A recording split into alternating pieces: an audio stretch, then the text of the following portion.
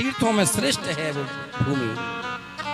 और आप लोग अगर अब की बार जाना हो तो वहाँ रुद्र कुंड है, वहाँ आप फल चढ़ाओगे, मिठाई चढ़ाओगे, नारियल चढ़ाओगे, सब किनारे लग जाएगा। जब आप बेलपत्र चढ़ाओगे तो बेलपत्र कुंड में नीचे भगवान शंकर के ऊपर जल भरा है, शिवलिंग है।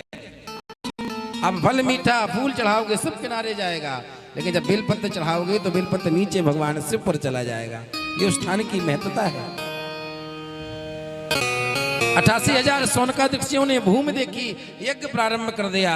और यज्ञ भी महाराज 3 प्रकार का होता है, और जब तक तीनों प्रकार का यज्ञ एकत्र ना हो तो यज्ञ का पूर्ण फल प्राप्त नहीं होता। एक कर्म यज्ञ, एक ज्ञान यज्ञ, और तीसरा जठराग्नि यज्ञ। आप ज्ञान यज्ञ कर रहे हैं, कथा सुनना सत्संग करना ये ज्ञान यज्ञ है। और जब 8 तारीख को आप हवन करेंगे वो कर्म यज्ञ है। और हवन के बाद जब आप भंडारा पाएंगे, जब आहुति डालते हैं तो क्या बोलते हैं? स्वाहा। और जब भोजन से तृप्ति हो जाए तो क्या बोलते हैं? कितने समझदार हैं आप लोग, प्रेम से बोलो राधे राधे। पूर्ण यज्ञ की प्राप्ति तभी होती है।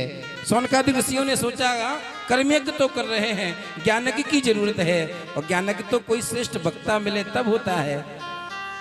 तो सूत जी महाराज को आते देखा, 88,000 सोनकादिक ऋषि उठ करके खड़े हो गए, प्रणाम करने लगे। सूत जी महाराज बोले, महाराज आप मुझे प्रणाम क्यों कर रहे हो?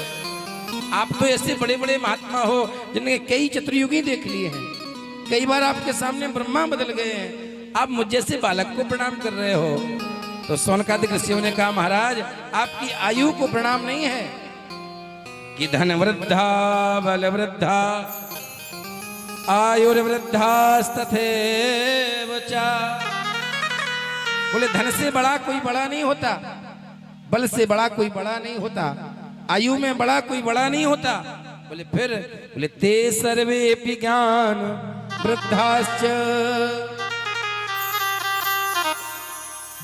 किंकरः शिष्य किंकरः। सबसे बड़ा जो ज्ञान में बड़ा है वो छोटे से छोटा भी क्यों ना हो, फिर भी वो श्रेष्ठ और पूजनीय होता है।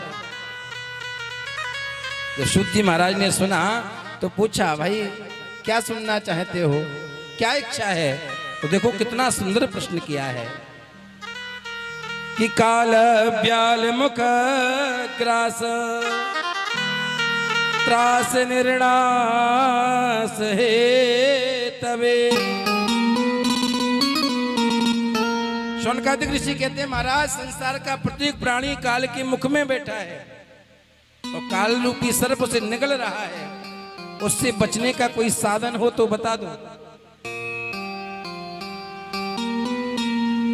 और सबको पता है कि काल ने हमें पकड़ रखा है, लेकिन फिर भी हम संसार में लिप्त होते चले जाते हैं। हम सोचते हैं आज हम 40वीं साल की जन्मदिन मना रहे हैं, बड़े प्रसन्न होते हैं, और हमको ये मालूम नहीं होता कि हमारे जीवन के 40 वर्ष उस काल ने ग्रस लिए हैं, ग्रस लिए हैं। हम लोग दीप जला के बुझा देते हैं, कैंडल जलाते बुझा देते हैं, जबकि हमें उस दिन भगवान का दीप दान करना चाहिए। और जब दीप दान करो तो ये भाव रखो, हे परमात्मा मेरे जीवन की इतनी आयु इस दीप दान के माध्यम से आपके चरणों में समर्पित कर रहा हूँ। जैसे भी गुजरी है, अच्छी है बुरी है, हम आपके चरणों में समर्पित कर रहे हैं।